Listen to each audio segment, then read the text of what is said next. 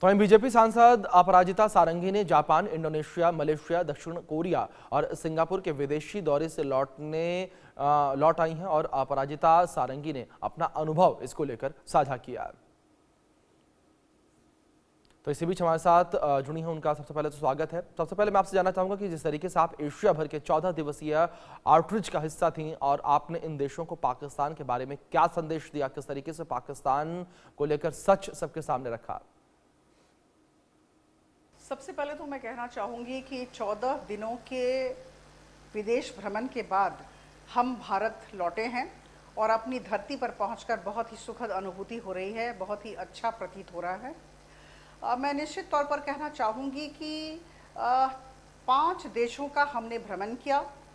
हमारी शुरुआत जापान से हुई, उसके बाद हम रिपब्लिक ऑफ कोरिया गए, फिर हम इंडोनेशिया गए, फिर हम सिंगापुर गए और फिर हम मलेशिया गए।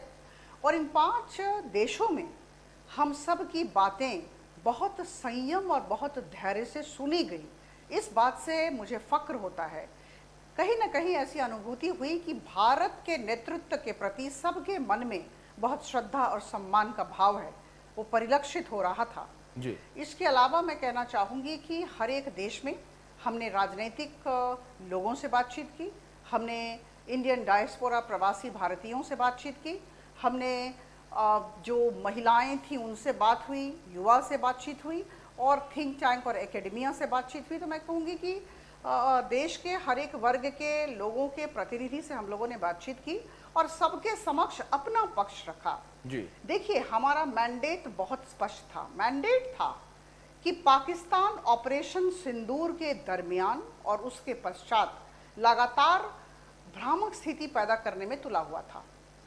तो ये जो एक फॉल्स प्रोपेगेंडा है, ये जो लाइज है, ये जो असत्य है, इसका खात्मा हमें करना था और इसी वजह से हम गए थे और हमने सही वार्ता सबके समक्ष रखा।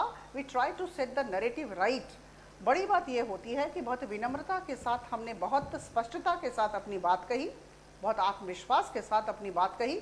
हमने कहा कि यहाँ न्यू नॉर्मल की पॉलिसी है, यहाँ ज़ीरो टॉलरेंस फॉर टेररिज्म है और लगातार पाकिस्तान एक हैबिचुअल ऑफेंडर की तरह हमारे देश में शांति को मिटाने की कोशिश में लगा हुआ है। और हमने फिर कहा कि यह 1947 में इसने किया था, जब इसकी सृष्टि हुई थी पाकिस्तान की, और उसके बाद 1965 युद्ध हुआ, उसके बाद 1999 में कारगिल वॉर हुआ, उसके बाद 2008 में मुंबई ब्लास्ट हुआ और उसके बाद जैसा कि आपको ज्ञात है हम 2016 को आए। उस समय पठानकोट और यूरी में आतंकवादियों की तरफ से घटनाएं हुई थी और उसके बाद 2019 में फिर से एक बार पुलवामा पर अटैक हुआ था, आप सब जानते हैं, और उसके बाद पहलगाम 2025। तो लगातार पाकिस्तान आतंकवादियों को प्रोत्साहित कर रहा है भारत में गतिविधि बढ़ाने की दिशा में। और मैं कहना चाहूँगी कि पाकिस्तान सिर्फ आतंकवादियों को जन्म नहीं देता है, उनकी परवरिश भी करता है। बहुत सारी संस्थाएं जैसे लश्कर-ए तौयबा हो या फिर जैश ए मोहम्मद हो या फिर लश्कर-ए तौयबा का जो प्रॉक्सी है द TRS हो, the TRF, the resistance front हो, इन सब संस्थाओं को बहुत ही सक्रियता के साथ प्रमोट कर रहा है। तो निश्चित तौर पर इसकी भर्त्सना होनी चाहिए। इस बात को हम लोगों ने बहुत स्पष्टता के साथ सबके समक्ष कहा और बड़ी बात यह है कि सबने इस बात को समझा। हमने कहा कि हम विकास पर केंद्रित हैं, हमारा देश दुनिया की 4th सबसे बड़ी अर्थव्यवस्था है और हम 3री बड़ी अर्थव्यवस्था बनने की दिशा में कार्यरत हैं। और इसके अलावा यहाँ का फॉरेन एक्सचेंज रिजर्व्स $690 बिलियन हो चुका है और हमारा रिटेल इन्फ्लेशन भी कम होता जा रहा है। We are definitely a destination for global capital और 140 करोड़ लोगों का यह सशक्त देश, युवा देश है। यहाँ पर जो मीडियन एज है वह 29 वर्ष है। तो हमें बड़ी लंबी यात्रा करनी है और हम बड़े सकारात्मक तरीके से काम कर रहे हैं और इसमें किसी भी तरह का मैं कहूँ डिस्टर्बेंस नहीं चाहते हैं, हम किसी भी तरह की अशांति नहीं चाहते हैं, हम हिंसा नहीं चाहते हैं और पाकिस्तान चाहता है, उसकी इच्छा है कि भारत में अशांति हो और भारत विकास के पथ पर अग्रसर न हो। और इसी वजह से कश्मीर में जहां हम आतंकवाद की खात्मा कर रहे थे, कश्मीर को हम विकास के मापदंडों में आगे बढ़ा रहे थे, उस समय वहां अशांति सृष्टि करने की दिशा में पाकिस्तान ने कार्य किया। तो मुझे लगता है कि 5 देशों के लोगों ने इसे समझा, सराहा, हमारे दृष्टिकोण की सराहना की, और सबसे बड़ी बात यह सर्वदलीय डेलीगेशन के कंसेप्ट को सराहा। ये जो प्रधानमंत्री मोदी जी और उनकी सरकार का यह आइडिया था, यह पहल थी, यह पदक्षेप था कि विभिन्न दलों के सांसद मिलकर जाएं, तो मुझे लगता है ये बहुत ही अच्छा पदक्षेप था। बड़ी बात यह कि हम जब वहां गए तो हम सब की भाषा एक थी, हम सब का स्वर एक था, हम सब ने भारत की बात कही, हमने किसी ने भी अपने अपने दल के आइडियोलॉजी को सामने नहीं रखा। जी बिल्कुल। तो वहीं दूसरी ओर अपराजिता जी, जिस तरीके से आप अपनी यात्रा को लेकर क्या कहेंगे? क्या जो उद्देश्य थे इस यात्रा के वो पूरे हुए? क्या आपको इन सभी देशों से स्पष्ट समर्थन जो है वो आतंकवाद को लेकर और पाकिस्तान के खिलाफ मिला? देखिए, मैं कह दूं कि बहुत ही समर्थन मिला, और मैं तो कहूंगी बहुत विनम्रता के साथ हम सब ने बहुत परिश्रम किया है और सफल रही यात्रा। सब ने हमारी बात सुनी और कहीं ना कहीं ये जो फॉल्स नैरेटिव को ठीक करने की दिशा में हमने भरपूर प्रयत्न किया। चलिए, बिल्कुल। जिस तरीके से अपराजिता ने अपने जिक्र किया कि समर्थन मिला और पाकिस्तान का जिस तरीके से लगातार प्रोपेगेंडा चल रहा था, वो प्रोपेगेंडा भी सबके सामने आया, लेकिन दूसरी ओर हमें यह भी पता चला कि पाकिस्तानी पक्ष ने इस्लामी एकजुटता का हवाला देते हुए मलेशियाई पक्ष से हमारे सभी प्रतिनिधिमंडल बैठकों को रद्द करने का अनुरोध भी किया था। आप इस पर क्या कहना चाहेंगी और आपकी यात्रा के दौरान क्या मलेशिया से प्राप्त संदेश के बारे में कुछ बता सकती हैं कि किस तरीके से मलेशिया के द्वारा संदेश जो है वो दिया गया आतंकवाद को लेकर और पाकिस्तान के मुद्दे पर? देखिए, ऐसा है कि पाकिस्तान के मना करने पर भी मलेशिया के लोगों की तरफ से बहुत ही सम्मान हमें मिला और हमारे जितने कार्यक्रम थे बहुत सुंदर तरीके से, सुचारू तरीके से संपन्न हुए। यह परिलक्षित होता है इससे कि मलेशिया का भारत के साथ अंतरंग संबंध है। जब पार्लियामेंट्री डेलीगेशन यहाँ से गया हुआ है तो उन्होंने भरपूर हमें सम्मान दिया, कहीं कोई असुविधा नहीं हुई। तो मुझे कहीं ना कहीं लगता है कि पाकिस्तान को उसके किए कराए का उत्तर मिला।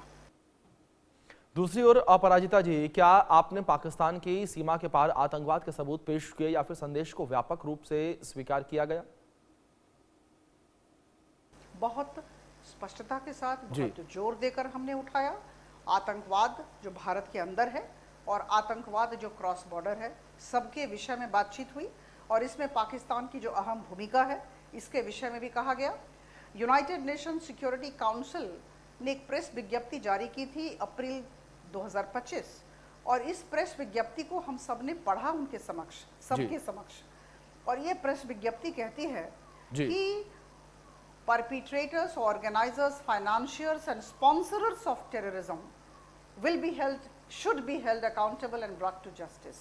तो ये यूनाइटेड नेशन सिक्योरिटी काउंसिल का मंतव्य है जो हमने सबको समझाया और उनसे निवेदन किया कि जितने भी देश हम गए थे, अधिकांश देश ऑर्गेनाइजेशन ऑफ इस्लामिक कंट्रीज के सदस्य थे एक, और दूसरा फाइनेंशियल एक्शन टास्क फोर्स के सदस्य थे। उन मंचों पर हमारी उपस्थिति नहीं है, हम मेंबर नहीं हैं। तो हम लोगों ने गुजारिश की कि जब आप उन मंचों पर बैठेंगे तो निश्चित तौर पर हमारी बात भी आप रखें। आतंकवाद के विरुद्ध में हमारा जो अभियान चल रहा है, हमारी जो मुहिम हमने छेड़ी है उसके विषय में कहें और निश्चित तौर पर बताएं कि पाकिस्तान इस दिशा में बहुत ही नकारात्मक भूमिका अदा कर रहा है। बिल्कुल। अपराजिता जी, जिस तरीके से आपकी यात्रा रही, पाकिस्तान को बेनकाब आपने किया, क्या आपके प्रतिनिधिमंडल के दौरे में पाकिस्तान को चीन के समर्थन का उल्लेख था? क्या इसका जिक्र जो है कहीं किया गया था? बिल्कुल नहीं किसी भी तीसरे देश का के विषय में हमने बातचीत नहीं की।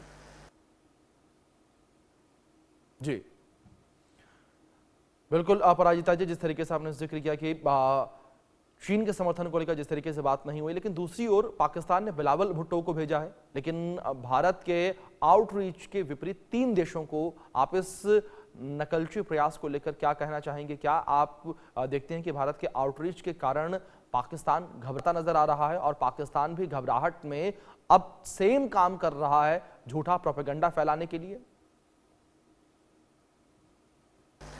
क्या चीन की भी बात आप लोगों ने उठाई कि चीन पाकिस्तान को समर्थन कर रहा है? बिल्कुल नहीं, किसी भी तीसरे देश के विषय में हमने बातचीत नहीं की।